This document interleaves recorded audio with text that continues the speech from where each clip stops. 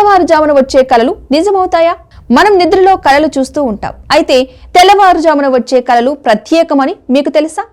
పాతకాలంలో కూడా ఈ సమయం అత్యంత పవిత్రమని, ఆ సమయంలో వచ్చే కలలు నిజమవుతాయని నమ్ముతారు.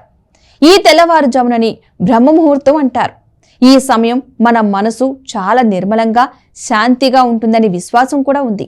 అందువల్ల మన గుండె లోపల దాగి ఉన్న భావాలు, ఆలోచనలు స్పష్టంగా కలల రూపంలో బయటపడతాయి. శాస్త్రీయంగా చూస్తే మన నిద్రలో REM స్టేజ్ చివరి భాగంలో ఎక్కువగా వస్తుంది.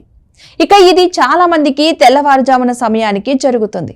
అప్పుడు కలలు చాలా చక్కగా గుర్తుండేవి కావడం వల్ల అవి నిజమవుతున్నట్లుగా అనిపించవచ్చు. అయితే ఈ కలలు భవిష్యత్తు తెలిపే సూచనలుగా కాకపోతే మన మనసులోని ఆలోచనలు, మనసు లోపలి భావోద్వేగాల ప్రతిబింబాలుగా మాత్రమే భావించాలి. కాబట్టి తెల్లవారుజామున కలలు చూడటం ఒక ప్రత్యేక అనుభవమే. వాటిని గమనించండి. మీ మనసు ఏం చెప్పాలనుకుంటుందో అర్థం చేసుకోండి. మీకు ఈ వీడియో నచ్చితే లైక్ చేయండి. మరిన్ని ఆసక్తికర విషయాల కోసం మా ఛానల్ని సబ్స్క్రైబ్ చేయండి.